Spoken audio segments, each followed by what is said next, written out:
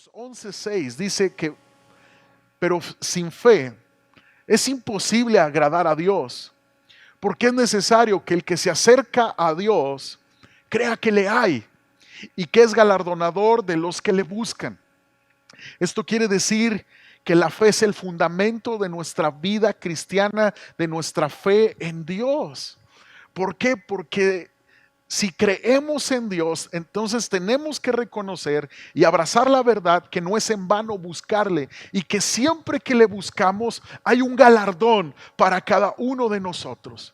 No es en vano mantener la fe, no es en vano guardarse para Dios, no es en vano amar la Escritura, hacer la voluntad de Dios, porque siempre que tú buscas a Dios hay un galardón, hay un premio, hay una bendición para todos aquellos que le buscan con fe.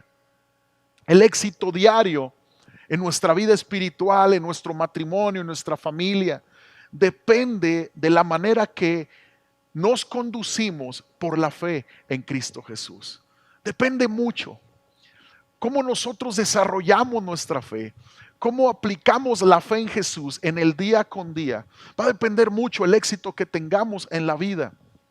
Quiero decirte que la fe es muy importante. La fe en Dios es parte fundamental en la vida cristiana. Y ahí en Efesios capítulo 2, verso 8, dice que porque por gracia sois salvos por medio de la fe. En otras palabras, la fe es la base de nuestra salvación, la que hemos adquirido por gracia. También 2 Corintios 5, 7 dice que por fe andamos, no por vista. Entonces queda entendido que la fe es el fundamento de nuestro caminar con Dios. Es el fundamento, es donde estamos parados. Algunos han malinterpretado la fe como algo místico. Algo así como la película de las guerras de las galaxias, así como una fuerza extraña. Pero la realidad es que la fe es muy práctica, es real. Es un camino donde la fe se desarrolla, donde la fe se aplica de una manera normal para ver lo sobrenatural de Dios al creer en Él. Caminar por fe significa sencillamente que en la vida diaria vamos a funcionar en base a lo que creemos. Eso significa caminar en fe. Nuestra conducta está determinada por nuestro sistema de creencias. Entonces la fe es indispensable para vivir este caminar con Jesús. Es indispensable. Colosenses capítulo 2, verso 6 dice: por tanto, de la manera que habéis recibido al Señor Jesucristo, andar en Él. En la manera que tú recibes a Jesús, que tú tienes fe en Jesús, entonces tú vas a andar, tú vas a caminar. Entonces tiene que ver tu conducta diaria en lo que tú has creído. Ahora te voy a decir algunos aspectos claves de la fe en Jesús. Número 1, la fe depende de su objeto. ¿A qué me refiero con esto? El problema de la fe no es que todos creamos en algo o en alguien. Lo importante es en qué o en quién estamos creyendo. Y no se puede tener fe en la fe, porque eso no trae provecho. Se tiene que tener fe en Jesucristo, en Dios, en la persona de Dios. Por ejemplo, cuando confiamos en personas que por un momento son fieles, están ahí siempre, pero las personas tienden a fallar, tienden a quedarnos mal y somos desilusionados. Entonces el objeto de nuestra fe no es una persona, no debe de ser una persona, debe de ser el Señor que nunca cambia. Como cristianos, este objeto está definido y es Jesús. Hebreos 13:8 dice que Él es el mismo ayer, hoy y por los siglos. Él nunca cambia. El hecho de que Dios sea inmutable es lo que hace sumamente confiable confiar en Él en todo momento. Él nunca ha dejado ni ha fallado a nadie, y Él siempre tiene su voluntad esperando por nosotros. Si tú y yo logramos abrazar su voluntad, confiar en su voluntad, vivir en la voluntad de Dios, vamos a estar en el lugar más seguro en el que podamos estar. Malaquías 3:6 dice, porque yo Jehová no cambio, no cambio. Este es el objeto de nuestra fe, es el Señor, es su carácter, es su manera de ser. Números 23, verso 19 dice, Dios no es hombre para que mienta, ni hijo de hombre para que se arrepienta. Él dijo y no hará, pregunta, habló y no lo ejecutará. Claro que sí, todo lo que Él ha hablado lo ha hecho, lo está cumpliendo y lo seguirá cumpliendo. Otra cosa que quiero decirte en cuanto a la fe es que el nivel de tu fe va a ser determinado por la profundidad del conocimiento del objeto de tu fe. Si tú tienes un buen conocimiento de Dios, entonces tu fe va a crecer. Cuando la gente lucha con su fe en Dios, no es porque el objeto de la fe esté fallando, no es porque Dios esté fallando, no es porque Dios te haya quedado mal, ni porque éste sea insuficiente. La verdad es que batallan con su fe debido a que poseen poco conocimiento de Dios, de su palabra y de sus caminos. Esperan una respuesta, esperando que Dios responda a sus oraciones de cierta manera, pero necesitamos entender que nuestros caminos y nuestros pensamientos no son los de Dios, y que los caminos de Dios y que los pensamientos de Dios son mejores que los nuestros. Poco conocimiento de Dios produce poca fe en Él. Si queremos que nuestra fe crezca, debemos incrementar nuestro conocimiento de Él. Debemos buscar, indagar en buscar el conocimiento del Señor. Decidimos creer en Dios por lo que conocemos de su verdad, por medio de su palabra, y la única forma de aumentar nuestra fe es a través de conocer su palabra. Romanos 10:17 lo dice. Así que la fe viene por el oír la palabra de Dios. El único límite de nuestra fe es lo que conocemos y entendemos de Dios. Entonces, si tú no logras avanzar en tu entendimiento de Dios, en tu conocimiento de Dios, entonces tu fe se queda corta, se queda baja. Otro aspecto importante de la fe es que la fe es una palabra que implica acción. Si la fe no se expresa, no es fe, amados. No es fe.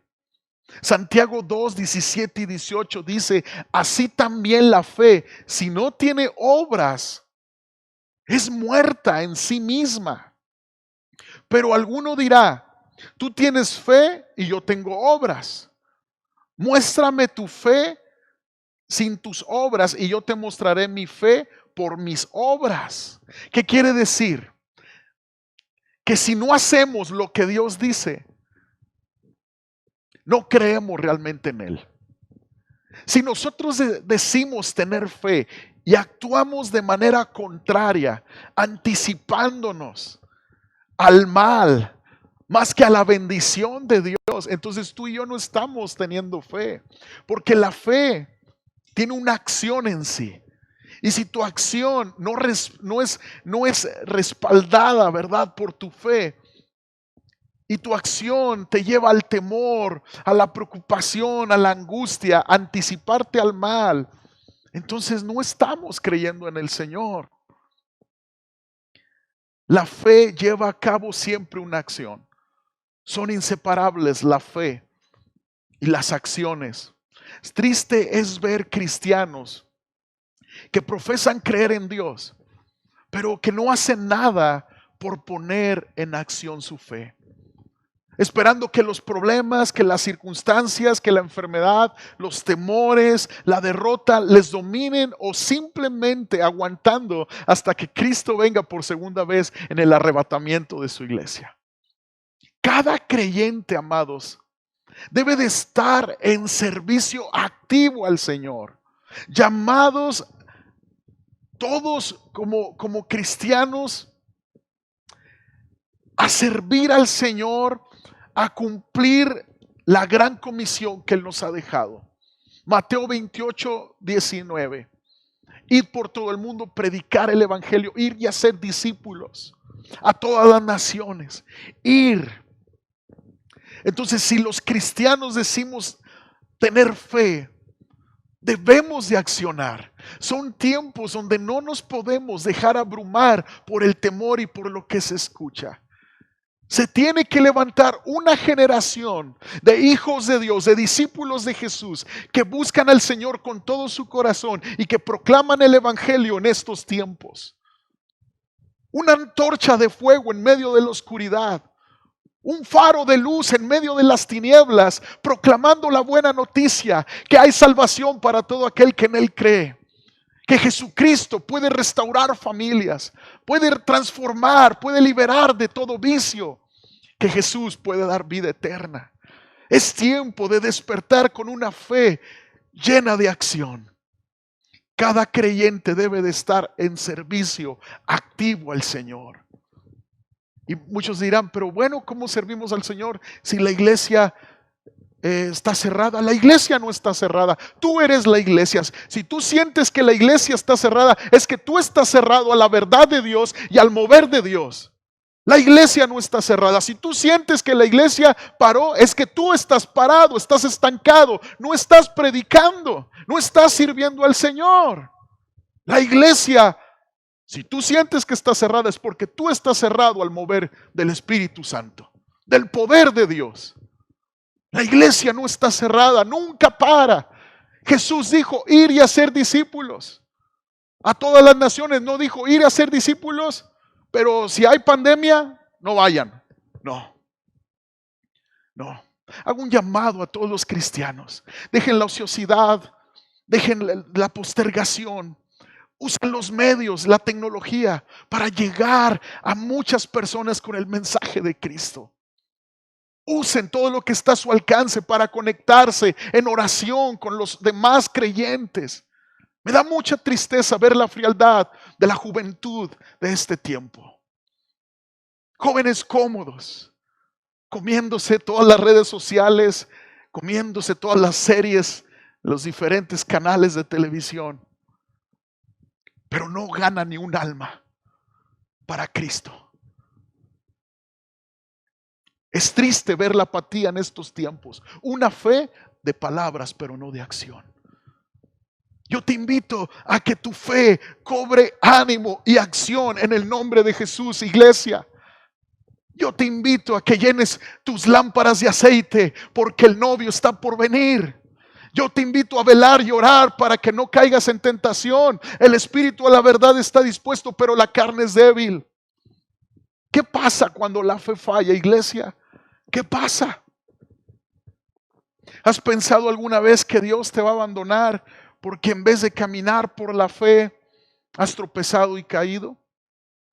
¿Alguna vez has temido que exista un límite para la tolerancia de Dios con relación a tus fracasos? Bueno, estos pensamientos muchas veces nos agobian a todos los cristianos.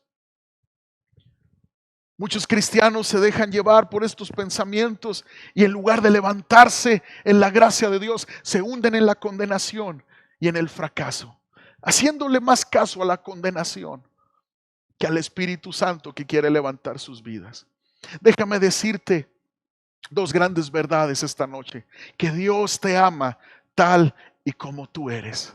Dios te ama tal y como tú eres.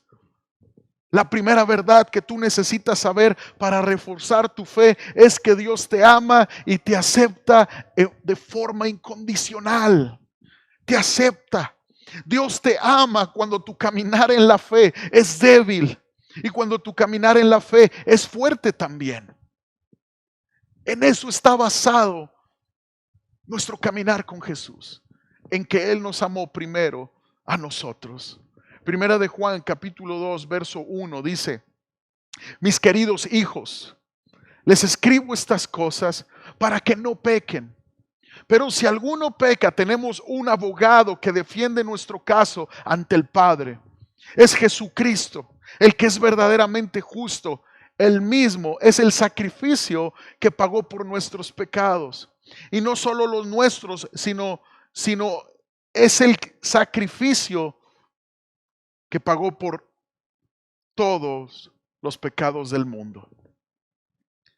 Yo quiero invitarte a que abraces esta gran verdad en el Señor, que Dios te ama tal y como tú eres, y porque te ama tanto, iglesia, no te quiere dejar igual. No podemos vivir más allá de lo que creemos. Nuestro caminar cristiano es el resultado directo de lo que tú y yo hemos creído en su palabra. No puedes vivir más allá de lo que crees. Caminar por la fe significa sencillamente que basamos nuestro diario vivir en lo que creemos. La gente siempre vivirá de acuerdo a lo que cree. Grábate esto. Si nuestro comportamiento no es el adecuado, entonces necesitamos corregir lo que creemos.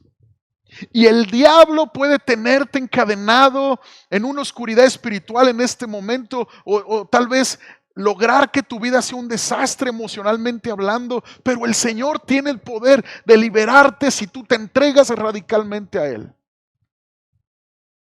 El enemigo en nuestras almas va a tratar de confundir tu sistema de creencias, pero la verdad es que Él te perdió en el momento que tú recibiste a Cristo como tu Salvador. Y en la medida que tú te metes a la palabra de Dios, en el conocimiento de Dios, tu fe aumenta. Es importante que para que tú crezcas espiritualmente, tus creencias, en cuanto al éxito, escucha bien, en cuanto a lo que es importante, la realización, la satisfacción, la felicidad, la diversión, la seguridad y la paz, estén fundamentados en la palabra de Dios. ¿A qué me refiero con esto? En tu matrimonio o en tu familia, ¿tú te has dado cuenta de alguna vez que te has dejado llevar por filosofías o el sistema de este mundo en cuanto a lo que realmente significa el éxito? Y has abrazado tal vez falsos conceptos a lo que realmente significa la satisfacción. Entonces todas estas áreas de la vida son importantes. Entonces vamos a fundamentar todo esto de nuestra vida con la palabra de Dios, para un correcto caminar, para un correcto andar. ¿Qué dice la Biblia en cuanto al éxito, por ejemplo? ¿Qué dice la Biblia? Poner tu mira en las cosas de Dios te conduce al éxito definitivo de acuerdo a los términos de Dios. Esto nos dice la Biblia. El éxito se relaciona con las metas. Si tienes baja opinión de tus posibilidades de éxito, probablemente tendrás dificultades para alcanzar tus metas en la vida, y si no las alcanzas, probablemente has elaborado metas equivocadas. Josué 1, 7 y 8 dice: solamente esfuérzate y sé muy valiente, el Señor le dijo a Josué, para cuidar de hacer conforme a toda la ley que mi siervo Moisés te mandó. No te apartes de ella ni a diestra ni a siniestra, para que seas prosperado en todas las cosas que emprendas. Nunca se apartará de tu boca este libro de la ley, sino que de día y de noche meditarás en él, para que guardes y hagas conforme a todo lo que en él está escrito, porque entonces harás prosperar tu camino y todo te saldrá bien. Ahí está el éxito.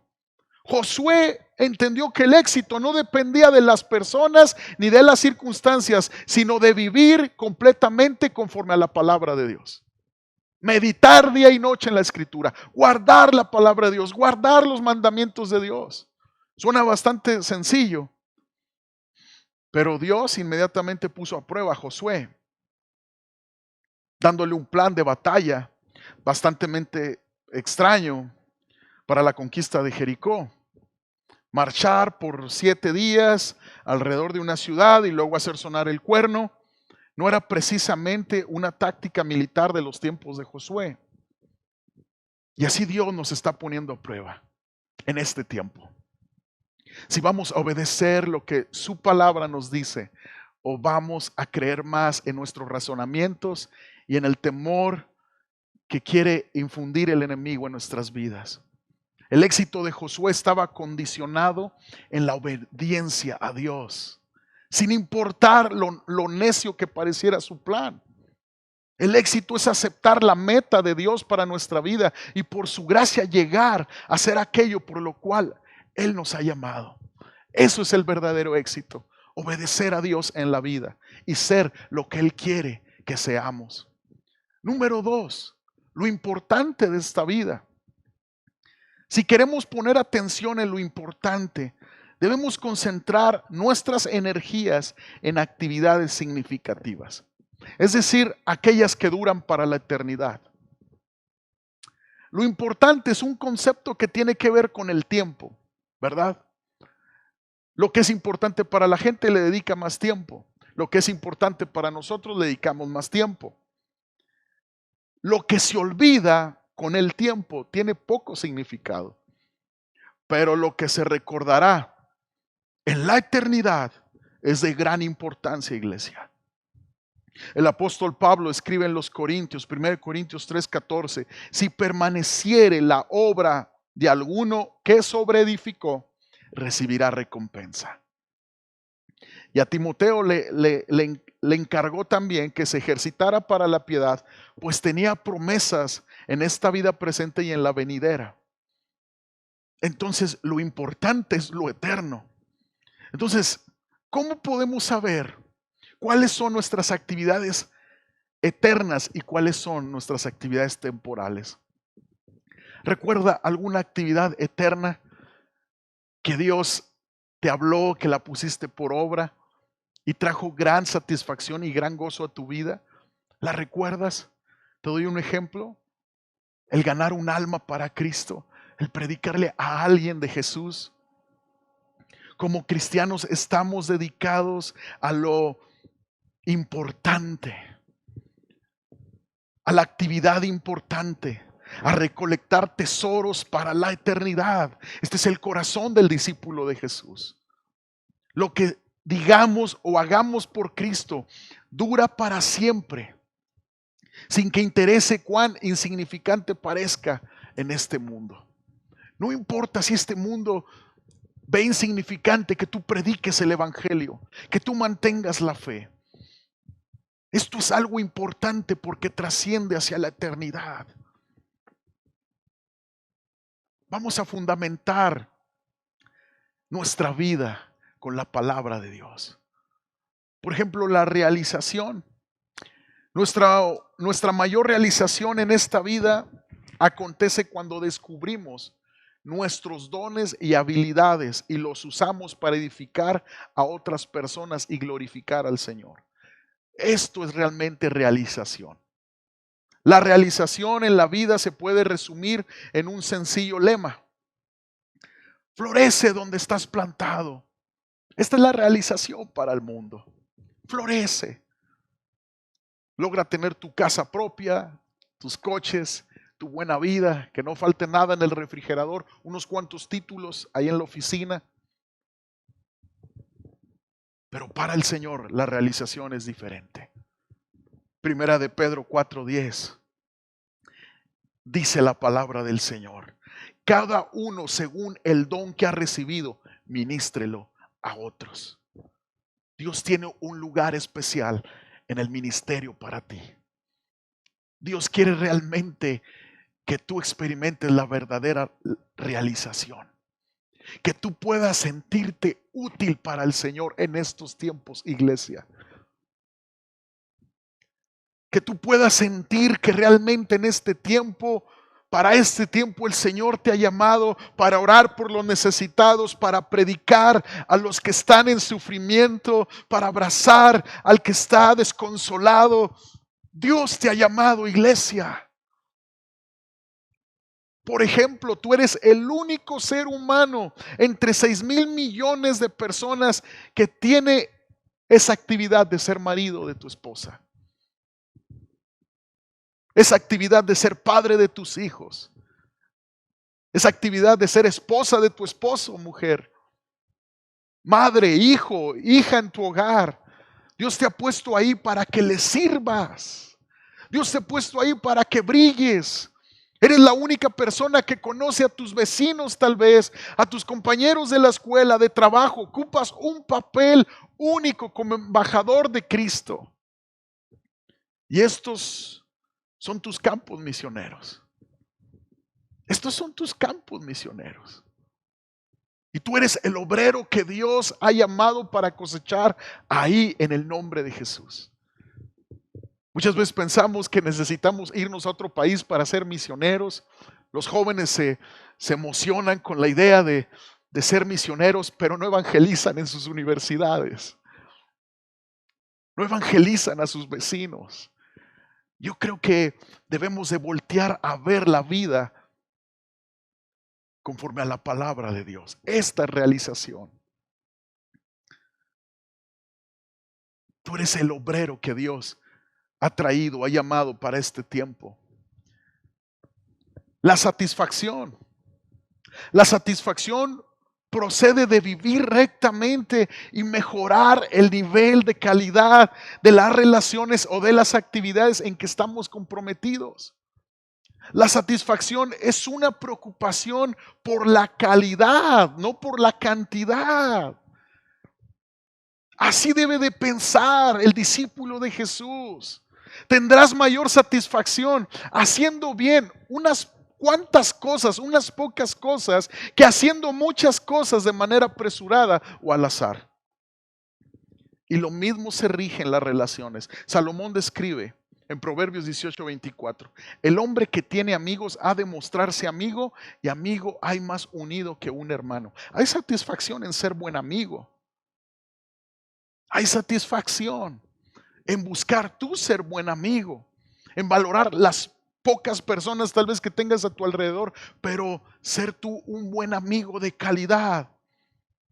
Puede ser interesante conocer una cantidad de personas superficialmente, pero tú necesitas de buenos amigos, unidos como hermanos, relaciones de alta calidad, que estén tanto en los buenos momentos como en los malos momentos. Vamos a ver la felicidad de la vida conforme a la palabra de Dios. El concepto de felicidad que tiene el mundo es el de tener lo que queremos. De tener lo que queremos, cueste lo que cueste. Eso es lo que dice el mundo. Tú eres feliz cuando tienes todo lo que quieres. Pero el concepto de felicidad que tiene Dios es el de querer lo que tenemos. Querer lo que ya tienes. El concepto de Dios acerca de la felicidad se resume en un sencillo proverbio: feliz el hombre que se contenta con lo que tiene. Ese es feliz. Ese realmente es feliz. Mientras tú tengas el pensamiento puesto en lo que no tienes, tú vas a ser infeliz. Cuando comienzas a apreciar lo que ya tienes, serás feliz toda la vida. Pablo le escribe a Timoteo en 1 Timoteo 6, verso 6: pero gran ganancia es la piedad acompañada de contentamiento. Porque nada hemos traído a este mundo y sin duda nada podremos sacar. Así que teniendo sustento y abrigo, estemos contentos con esto.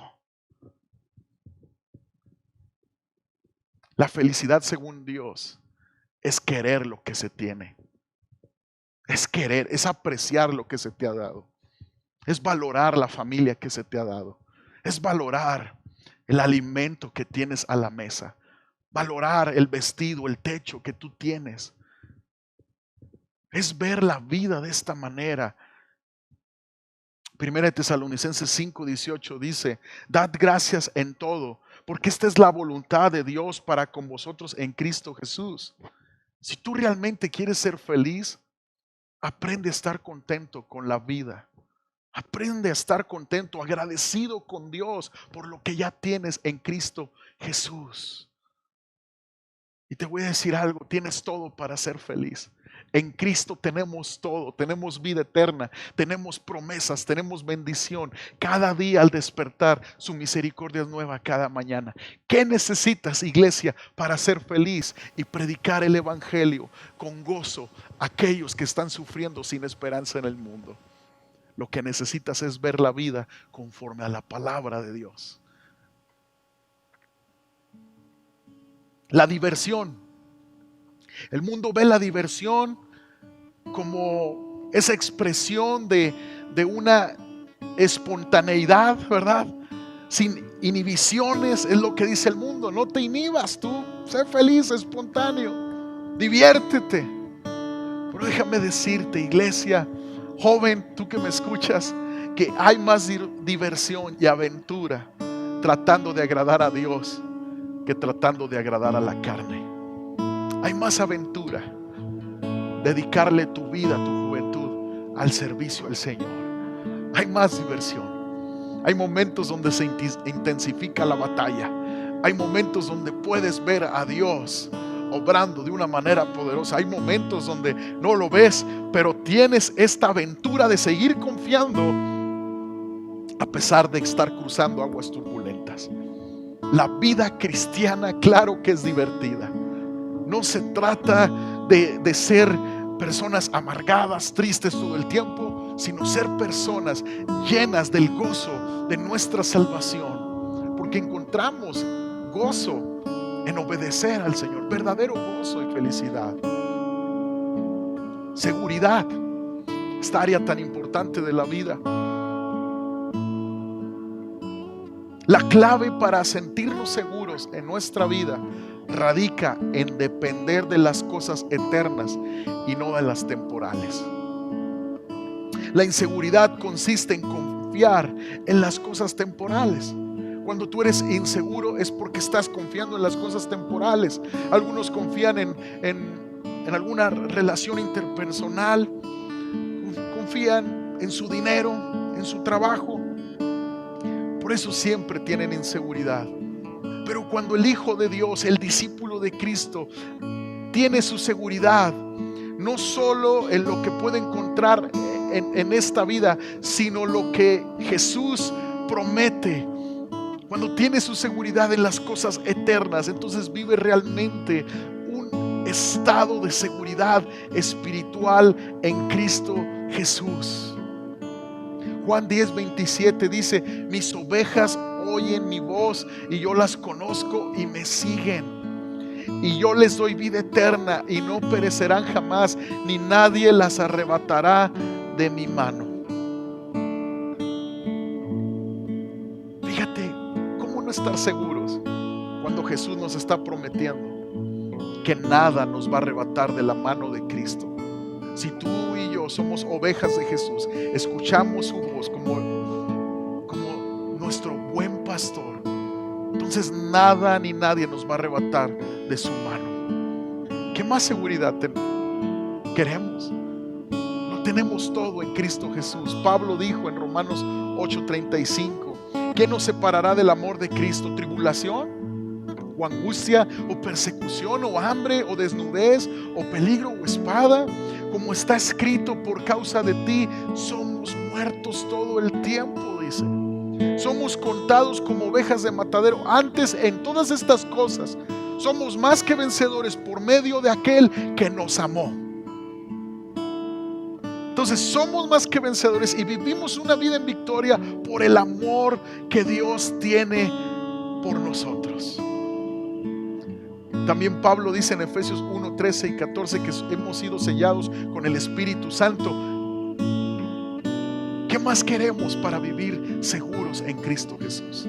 Amados, en medio de este tiempo de tristeza, de insatisfacción, de inseguridad, vamos a ver la vida conforme a la palabra de Dios y vamos a darnos cuenta que nuestro caminar puede ser pleno en Cristo Jesús. Sin fe es imposible agradar a Dios. Vamos a aplicar la fe en Cristo en cada área de nuestra vida. Todo lo que ahora tenemos se perderá algún día, refiriendo a lo material.